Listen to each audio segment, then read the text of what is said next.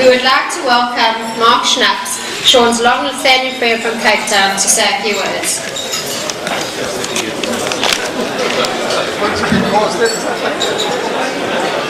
Where is Sean? Oh, there you are, boy. No, seriously, don't worry, Sean. This is not a 21st speech, it's a wedding speech. Firstly, before I start, I know Les is a big Chabad lover, and so am I. So we'll start off with the L'chaim. L'chaim to everyone.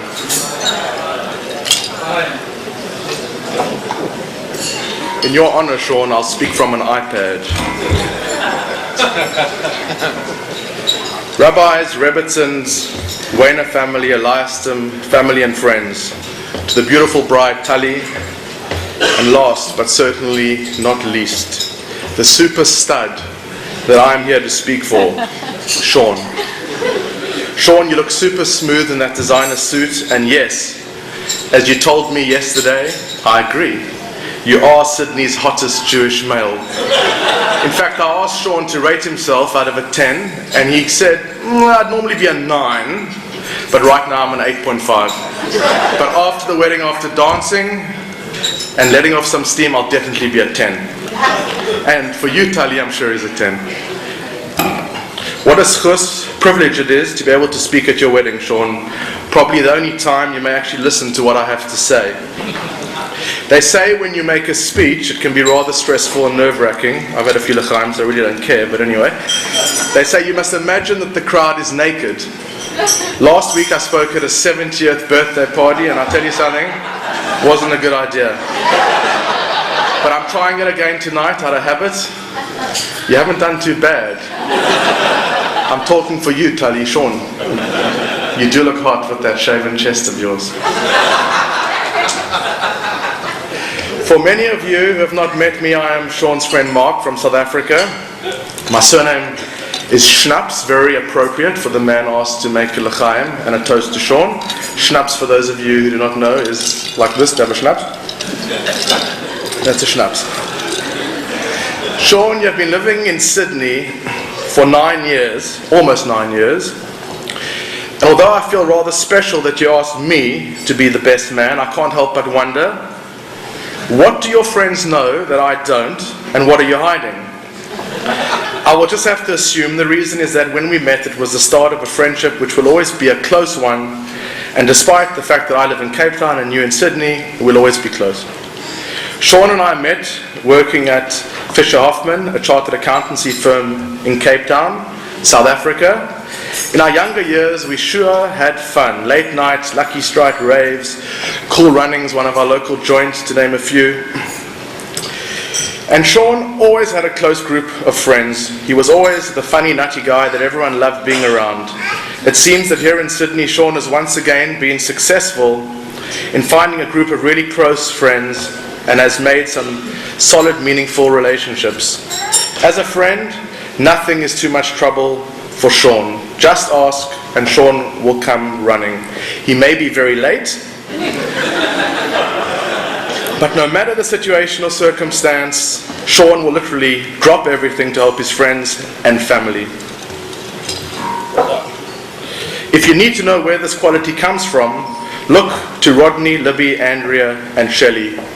Rodney and Libby are real Yiddish mothers and fathers. When it comes to Libby, I don't think anything will ever stand between her and her children.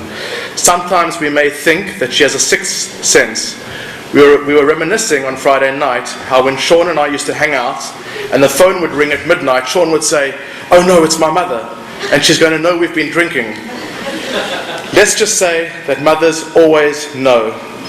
Although perhaps often misunderstood, Libby and Rodney have a strong moral compass and always try and help and share in what they think is right for their children. I thought long and hard about what to speak about today. You know, the nature of the speech needs to fit the situation and the context in which one is speaking. Although humor is sometimes fun and light-hearted, I also want to focus on the heart aspect of a marriage. When two Jewish souls unite under the chuppah, this is an amazingly powerful spiritual moment of connection.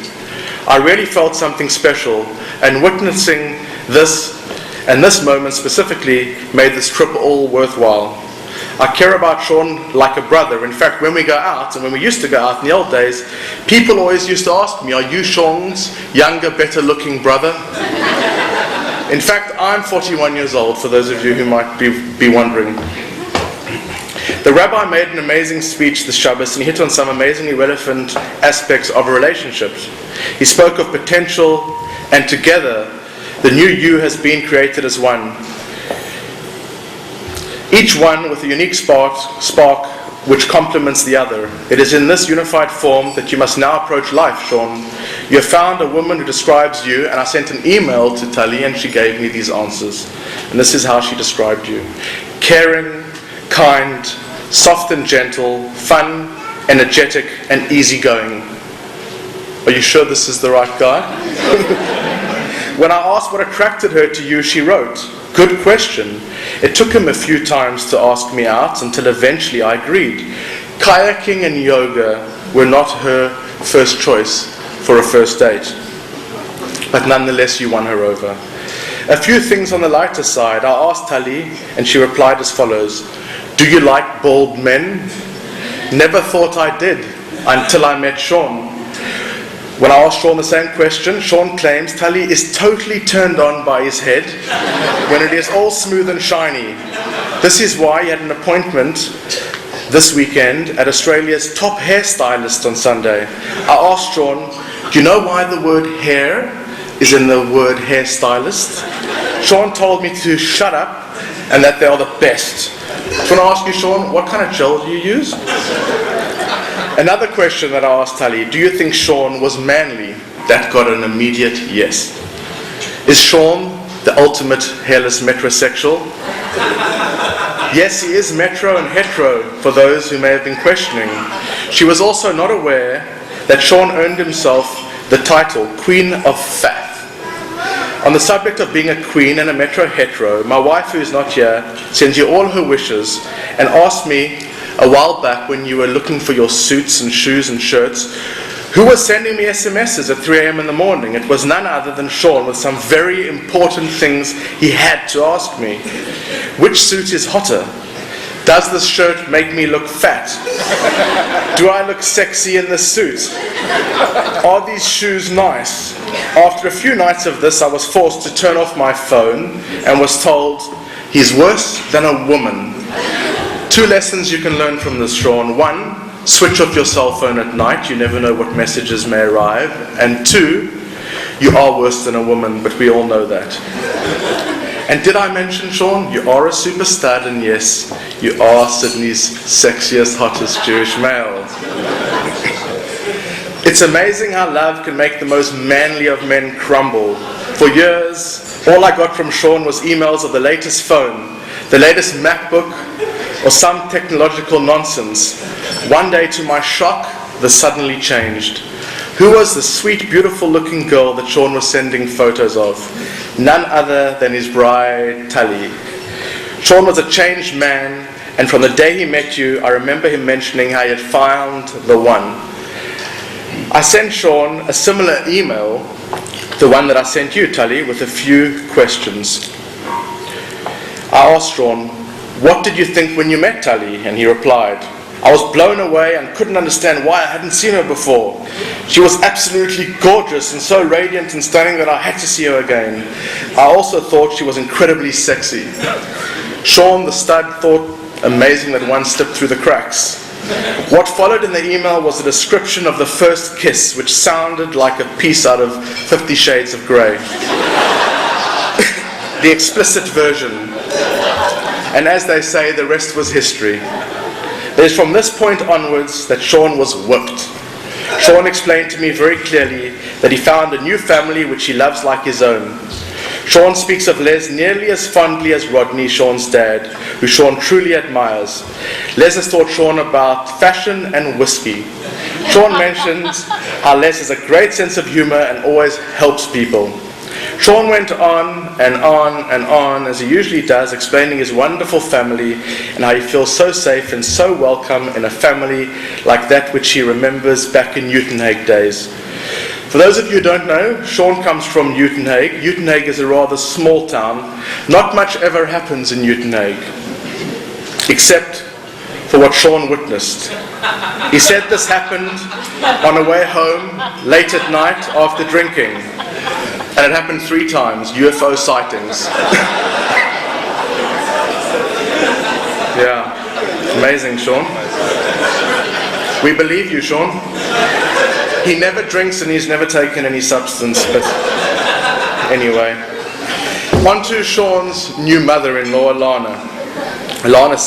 Sean says as follows: Alana has a heart of gold, very supportive, she makes the most amazing food, her moral values in life can be highly looked up to and are mirrored by her children. She's always interested in my life and willing to listen. I highly respect her. She is calm and collected and offers amazing sound, sensible advice when required. Sean goes on and on and on again. And yes, he also mentions all the sisters, Jodie and Jan, David, Greg, and the lovely nieces he adores. On our amazing Friday night Shabbos Suda at Andrea, Libby, the matriarch and powerhouse of the Eliastam family, had the most wonderful and insightful perspective of the Wayner family. Summed up so well, I was told how amazing it is to see such a close family and how nothing is more important. Libby and Rodney, I think Sean is in safe hands. We learn that when a man marries, he, so to speak, leaves the nest, and it is now his duty to serve his wife. Sean will make a devoted husband and, please God, soon a father of many children. I need a break. There's still more. I'm sorry if this is taking too long.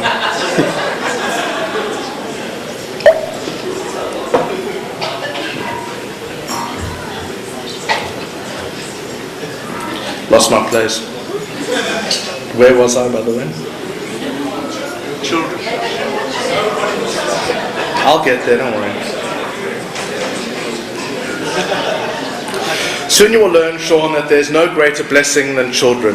In fact, since we started reading Bereshis in Sefer HaChinuch, it only mentions one mitzvah, which is be fruitful and multiply. You'll be good at that one, Sean. Interestingly, there are no new mitzvot in Noach. Rather, there is a repeat of the same mitzvah. Chazal teach that Hashem created the world for Bnei Adam, for mankind. And that, in fact, a man who does not try and have children and pursue a family is akin to having performed an Aveira. The single mitzvah emphasizes how much importance is to be placed on the Jewish family. We all know that Crazy Sean is a big hit among kids. My kids know Sean as my crazy friend, and my 9-year-old son Eli sends you a special mazel tov. He wanted to join me at the wedding, but he knows he needs to be at school. I also extend a warm mazel tov from my wife, who is, thank God, pregnant and can't make it. I also bring wishes from all my family who love Sean, and are so happy to know that he has met his Bashert. Sean, I also bring warm wishes from all your friends in South Africa. They wish they were here to celebrate with you and are having a l'chaim to you and your wife tonight. What a bracha that you found your soulmate. Far too many of us go through life searching and making mistakes. But this was a recipe written in the stars, one with Hashem's blessings.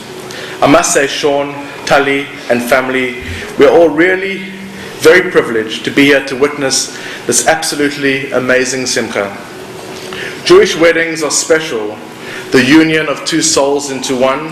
In fact, the Sean that we are looking at now is no longer the same man that he was a short while ago. As you walk from the chuppah, you now unite as one and start the journey of building a Bayis Ne'eman B'Yisrael. A new life journey unfolds, and there is no nicer way to start it than by being surrounded by family and friends. I want to sum up what I have to say and finish with a bracha.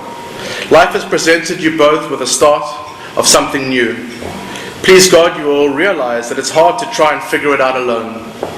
Being Jewish, we are blessed with the wisdom of the Torah and the ability to follow in the laws which bring true meaning and success in life. Sean joined me in walking this Shabbos and loved it so much that Sean made a commitment in front of Rabbi Wolf to walk to Shul on Shabbos. What an amazing way to connect and literally switch off, Sean. and focus on each other.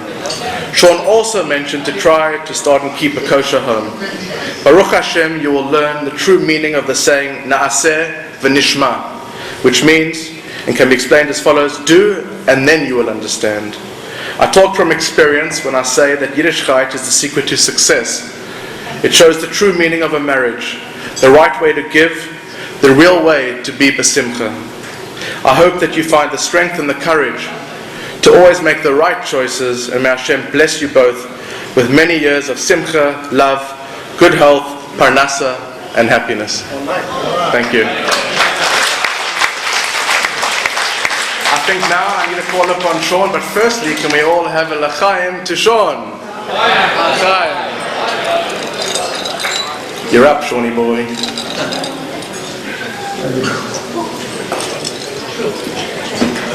Good one. Thanks, sir. What's up with that guy? What do we do with the cards, by the way?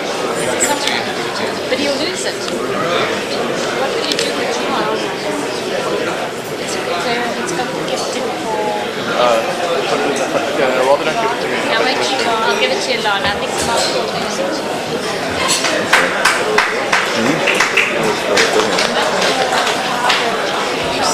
That was one of the best speeches I ever heard. Great.